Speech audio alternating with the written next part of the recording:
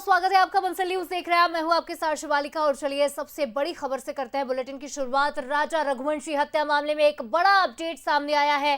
4 लाख रुपए की सुपारी दी गई थी राजा को मारने के लिए। ये बड़ा अपडेट, सोनम ने आरोपियों को 4 लाख रुपए दिए थे ताकि राजा को मौत की घाट उतारा जा सके।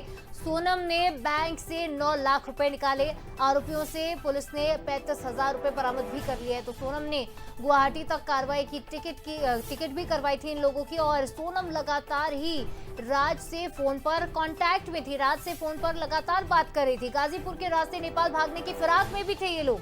तो प्लानिंग तो पूरी थी, लेकिन इस पर पानी फेर दिया मेघालय पुलिस ने।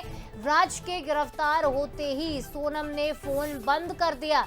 पुलिस ने राज से सोनम को फोन भी लगवाया था, लेकिन सोनम का फोन बंद था। लेकिन जब सोनम ऐसी हालत में बरामद की गई तो कई तरह के सवाल उठे कि क्या सोनम किसी ट्रैप में फंसी थी या फिर सोनम भी मास्टरमाइंड है। लेकिन धीरे धीरे जैसे जैसे परतें खुली तो ये पता चला कि सोनम ही मास्टरमाइंड निकली। ये खूनी साजिश सोनम ने ही रची थी। इस खबर पर ज्यादा बातचीत कर लेते हैं अखिलेश सेन हमारे साथ लाइव जुड़ रहे हैं। अखिलेश, 4 लाख रुपए की सुपारी दी गई राजा को मारने के लिए, एक बड़ा अपडेट सामने आया है इस मामले में।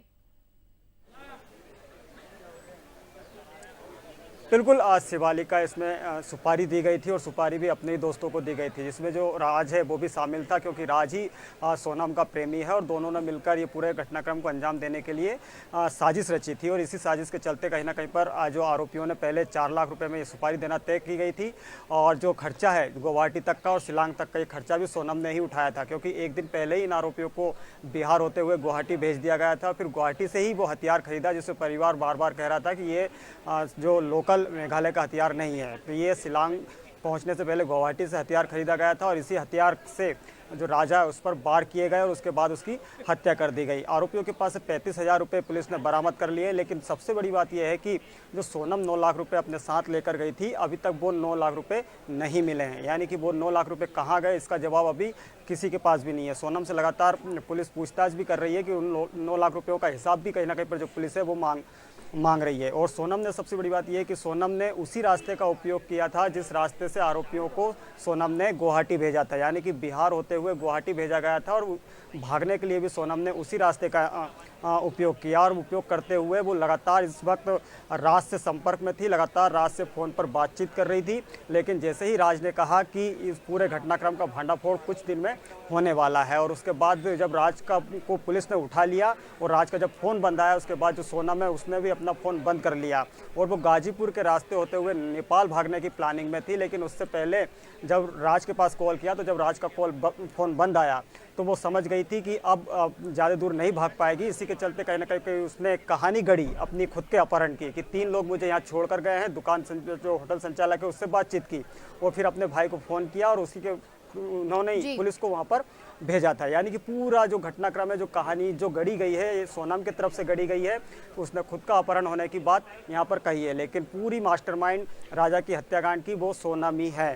और सोनम नेपाल भागने वाली थी, लेकिन उससे पहले ही पकड़ी गई है। अब पुलिस की हिरासत में है, पुलिस उससे पूछताछ करेगी और आने वाले समय में कई ऐसे बड़े खुलासे हैं जो हो सकते हैं। लेकिन एक बड़ा घटनाक्रम है कि जिसमें जो राजा है उसकी हत्या कर दी गई है और इसकी मास्टरमाइंड वो सोनम निकली है। और राज से ही वो लगातार संपर्क में थी, राज से बातचीत कर रही थी और जो कॉल डिटेल पुलिस ने निकाली और कॉल डिटेल के आधार पर ही जब पुलिस को लास्ट लोकेशन निश्चित तौर पर अखिलेश, जिस सोनम की सुरक्षित वापस लौटने के लिए पूरा इंदौर, पूरा मध्य प्रदेश और देश के कई लोग दुआएं कर रहे थे, प्रार्थनाएं कर रहे थे, वही सोनम इस पूरे हत्याकांड की रचयिता निकली। एक बड़ी खबर और बड़ा अपडेट ये भी कि 4 लाख की सुपारी उसने अपने ही पति को मौत के घाट उतारने के लिए दी थी, अपने ही दोस्तों को। फिलहाल तमाम जानकारी के लिए अखिलेश आपका बहुत शुक्रिया।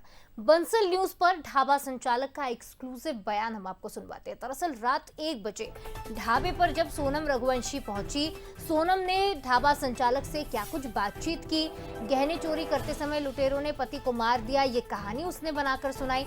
तो एक तरह से पूरी कहानी फिल्मी लगती है। ऐसा लगता है कोई फिल्म की स्क्रिप्ट आपको दिखा रहा हो कि किस तरह से हत्या की साजिश रचती है, प्लानिंग की जाती है।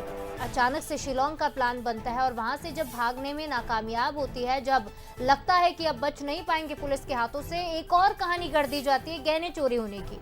तो इसे लेकर क्या कुछ कहा है, खास बातचीत हुई है बंसल न्यूज पर ढाबा संचालक से, वो सुनिए आप। जो उस समय मौजूद थे चाय वाले, पहले उनका परिचय जानते हैं, फिर वह पूरी दास्तान बताएंगे। पहले अपना परिचय दे भाई साहब। मेरा नाम साहिल यादव है। साहिल जी, कब वो आपके यहाँ आई थी, कितने बजे? वो मेरे ढाबा काशी ढाबा पे वो समथिंग 1 बजे के आसपास आई थी। क्या क्या आपसे बात हुई उनसे और क्या आपने उनको बताया और कब आपने पुलिस को इन्फॉर्म किया? फर्स्ट टाइम तो वो मेरे पास आती है, बोलती है कि भैया मैं बहुत परेशान हूँ और मेरा मोबाइल चोरी हो गया, कृपया मतलब अपना मोबाइल मुझे दे दीजिए, घर पे कॉल करना है। फिर हम अपना मोबाइल उनको देते हैं, वो नंबर डायल करती हैं और अपने घर पे बात करती हैं। और ज़्यादा कुछ देर नहीं, थोड़ा ही सी बात करती हैं, हेलो भैया, मैं इतना ही करने के बाद वो मतलब बहुत ज़्यादा भावुक हो जाती हैं और रोने लगती हैं। और सही से बात नहीं कर पाने की वजह से हम उनसे लेते हैं और उनके फैमिली से हम बात करते हैं, उनको बताते हैं कि वो इस जगह पे है और उनसे पूछते हैं भैया आप कौन है, तो बोलते हैं हम उसके भाई हैं। कुछ देर बाद जब उनके भाई का रिटर्न कॉल आता है, वो बोलते हैं कि उससे बोल देना कि मैं घर से निकल रहा हूँ, परेशान ना हो, मतलब उन्हीं से बोल रहे थे, कॉल पे था मेरा मोबाइल। तो फिर मेरे से बोलते हैं कि आप नज़दीकी थाना में कॉल करके बोल दीजिए कि ये शिलोंग का केस है। तो फिर मैंने जस्ट वैसा ही किया, 112 पे कॉल किया। फिर पुलिस आती है 20 से 25 मिनट बाद। फिर कुछ मतलब उस टाइम पीरियड के बीच में हम उनसे पूछते हैं, जब वो थोड़ा सही होती है, कि दीदी आप यहाँ पे कैसे आ गई, क्या सिचुएशन था। तो बताती कि मेरा मई में शादी हुआ था, अपने पति के साथ जा रहे थे घूमने, उसी बीच दौरान गहना चोरी किया जा रहा था। उसी बीच उनके पति ने बचाने की कोशिश की, उसी बीच उनके पति को मार दिया था, ऐसा उनका कहना था। फिर उसके बाद मैं बेहोश हो गई। फिर यहाँ पे कैसे आई हूँ कुछ नहीं आइडिया है। पुलिस से कितनी देर तक बातचीत हुई उनकी? पहले तो 2 हवलदार बोले या पुलिस, जो भी 2 लोग आए थे। फिर उसके 20 से 25 मिनट बाद और भी सीनियर लोग आए, फिर उनके ऊपर सीनियर लोग आए 1 घंटा तक। फिर वो लोग पूछताछ करने के बाद ले गए। मतलब कितने बजे आपके यहाँ से लेके चले गए? कुछ एग्जैक्ट टाइम तो नहीं बता सकते, बट 2:30 से 3 के बीच में। सोनम कैसे आई थी, कुछ जानकारी है? पैदल आई थी वो। मतलब बस कुछ ऐसी जानकारी? हम पूछे तो वो इतना ही बता रही थी कि हमको किसी ने यहाँ पे लाके छोड़ दिया है, बस इतना ही। जी, मैं आपको बता दूं, ये थे साहिल यादव, जो यहाँ चाय की दुकान पे एक कर्मचारी के रूप में काम करते हैं और यहाँ रात में इनकी ही ड्यूटी बराबर रहती है। यह साहिल यादव ने पूरी जानकारी दी। जी, गाजीपुर से प्रदीप दुबे की रिपोर्ट। और चलिए एक और अपडेट आपको इसी मामले से जुड़ा हुआ दे दे। गाजीपुर पहुंचा है सोनम का भाई गोविंद। दरअसल सोनम से मिलने के लिए गोविंद रघुवंशी गाजीपुर पहुंचे हैं और इस बीच एक बड़ा बयान उनकी ओर से दिया गया। उन्होंने कहा है कि अगर वो दोषी है तो उसे सजा मिले, फांसी मिले, ये बात उन्होंने कही है। तो एक बड़ा बयान गोविंद रघुवंशी की ओर से सामने आया है। सोनम अगर दोषी है तो उसे सजा मिले। इसी तरह का मामला हमने जब मेरठ से देखा था, तब हमने देखा था कि मुस्कान के परिवार वालों का भी यही कहना था। जब हत्याकांड का खुलासा हुआ कि मुस्कान को कड़ी से कड़ी सजा मिले, ये परिवार चाह रहा था। और इस बार भी देखिए, जब इंदौर से ऐसा मामला सामने आया तो गाजीपुर जब पहुंचे सोनम के भाई गोविंद रघुवंशी, उन्होंने कहा है कि अगर वो दोषी है तो सजा मिले।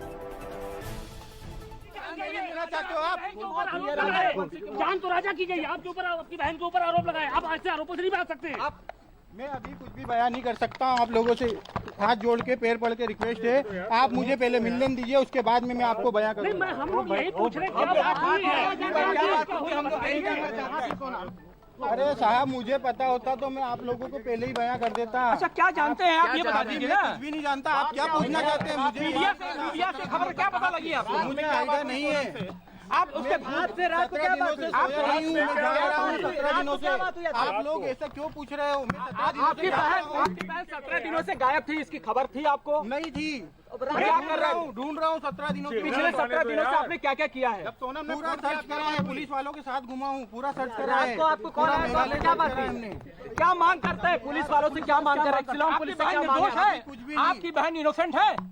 हमें अभी कुछ भी नहीं पता जब तक नहीं मिलते हैं, मुलाकात आपको क्या लगता है इनोसेंट है आपकी बहन? राजा की मौत पर अपना नाम बता दीजिए, अपना नाम बता दीजिए पूरा।